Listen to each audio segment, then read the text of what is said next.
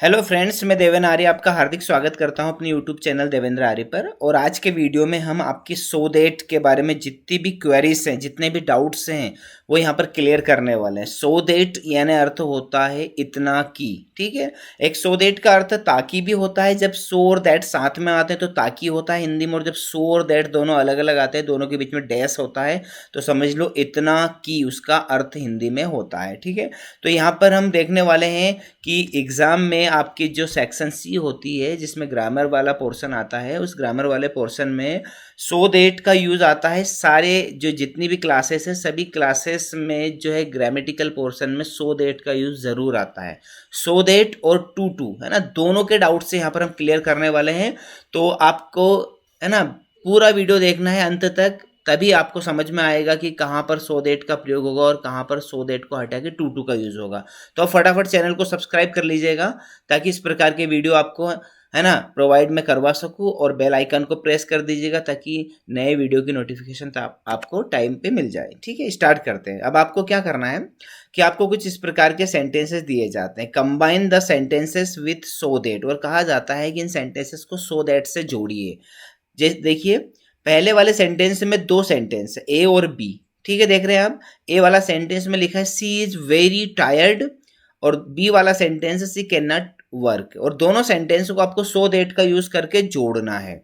तो अर्थ समझ लेते हैं। सी इज वेरी टायर्ड, वह बहुत ही थक गई है। सी कैन नॉट वॉक, और वह चल नहीं सकती। अब हम दोनों सेंटेंस को सो देट से जोड़ेंगे। किस प्रकार जोड़ेंगे?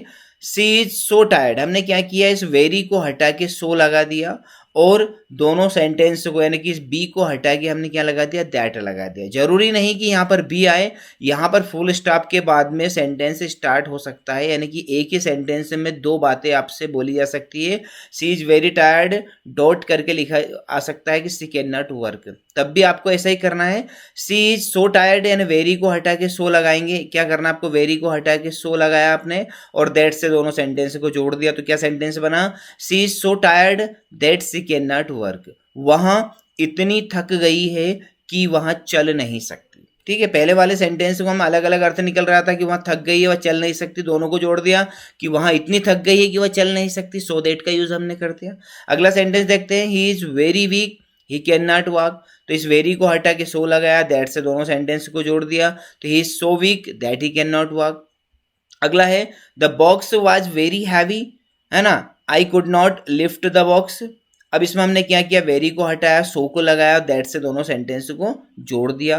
तो क्या होता है, कभी कभी आपको दोनों सेंटेंस में आपका जो प्रोनाउन होता है, जो सब्जेक्ट होता है, वह सेम होता है। जैसे इसमें सी लिखा है, इसमें भी सी लिखा है, इसमें ही लिखा है, इसमें भी ही लिखा है, लेकिन कभी कभी क्या होता है कि आपका जो प्रोनाउन होता है, दोनों सेंटेंस के जो सब्जेक्ट होते हैं अलग अलग हो सकते हैं। जैसे यहाँ पर द बॉक्स है और यहाँ पर आई है, ठीक है।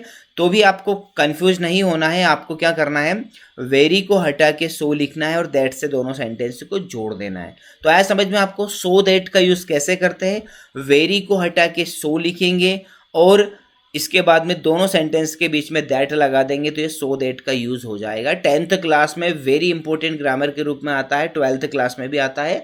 अब हम इसके थोड़ा सा आगे बढ़ेंगे, यानी कि सो दैट वाले सेंटेंस हमने बनाना सीख लिए। अब हमें सो दैट के स्थान पर टू का यूज सीखना है, ठीक है। तो कैसे करना है, too in the place of so that. यदि आपके पास सो दैट वाला सेंटेंस आता है, तो उस सो दैट को हटा के आपको टू लिखना है, ठीक है। अब कैसे लिखेंगे उसको समझ लेते हैं।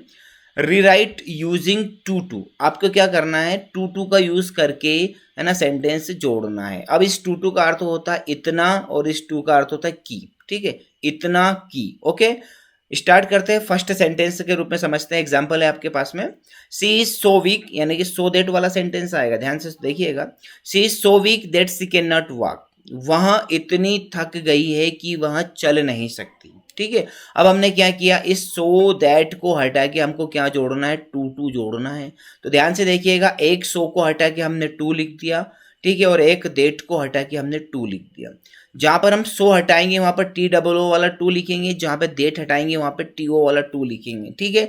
इसके बाद में ध्यान से देखिएगा, यदि यहाँ का और यहाँ का प्रोनाउन सेम है, यानी सब्जेक्टिव केस यदि सेम है, सी यहाँ पर भी लिखा है, यहाँ पर भी लिखा है, और साथ में कैन नॉट या कुड नॉट जो भी लगा है, इन तीनों चीज़ों को हम हटा देंगे, ध्यान से सुनिएगा, यदि यहाँ का सब्जेक्ट यानी कि प्रोनाउन और यहाँ का प्रोनाउन सेम है तो इसको भी हटाना है, साथ में कैन नॉट कुड नॉट जो भी रहेगा उसको भी हटाना है।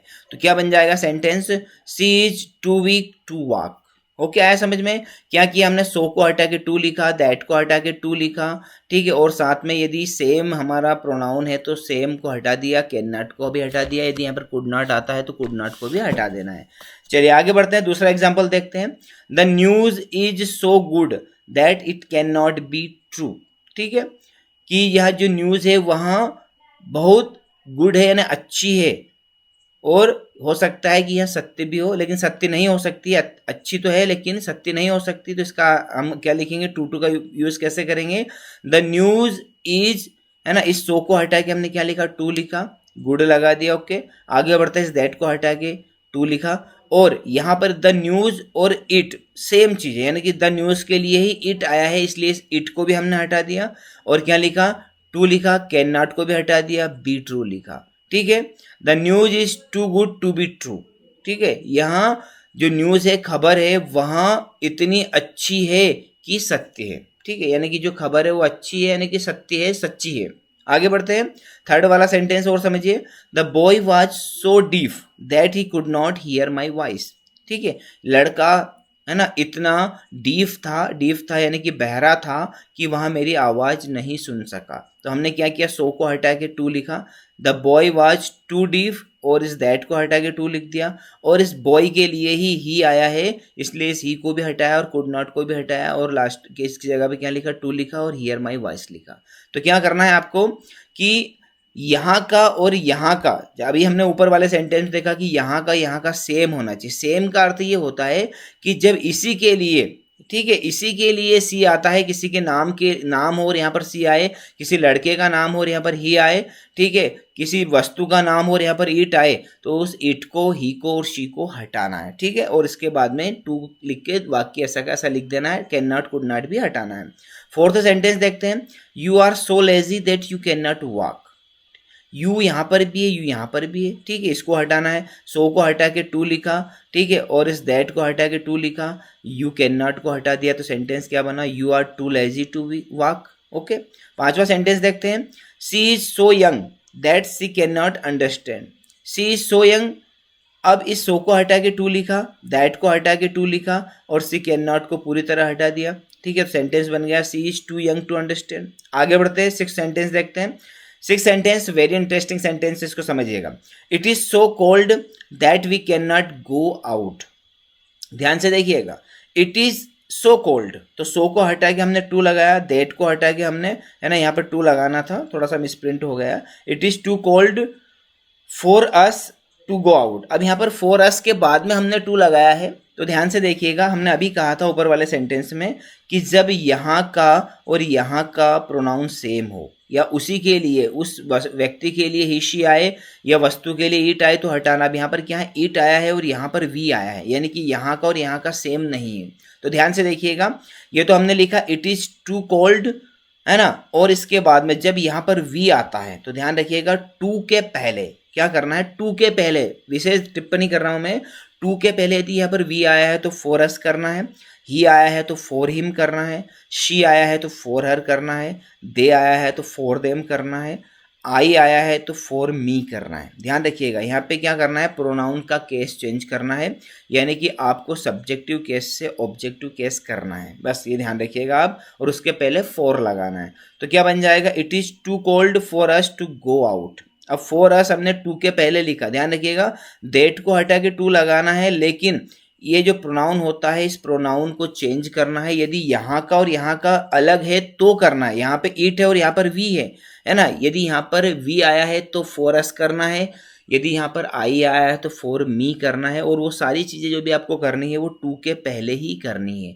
इस प्रकार के सेंटेंसेस एग्जाम में जरूर आते हैं, ये नियम आप याद कर लीजिएगा। आपको क्या करना है, यदि यहाँ पर वी आया है तो फॉर अस करना है, आई आया है तो फॉर मी करना है, दे आया है तो फॉर देम करना है, और वो कब करना है, टू के पहले ही करना है। ऐसा नहीं करना है it is too cold too for us to go out, ऐसा नहीं करना। आपको क्या करना है, इस टू के पहले ही, ठीक है, ये फॉर अस और फॉर मी, फॉर देम, इस प्रकार का यूज आपको करना है। तो फ्रेंड्स, आज के वीडियो में हमने देखा कि सो दैट का यूज़ कैसे करते हैं और सो दैट के स्थान पर टू टू का यूज़ कैसे करते हैं। अब अगले वीडियो में इसका पार्ट सेकंड में बनाऊंगा, जिसमें आपको क्या करना है, टू टू के स्थान पर सो दैट का यूज़ करना है। ठीक है, यहाँ पर सो दैट के स्थान पर टू टू का यूज़ किया।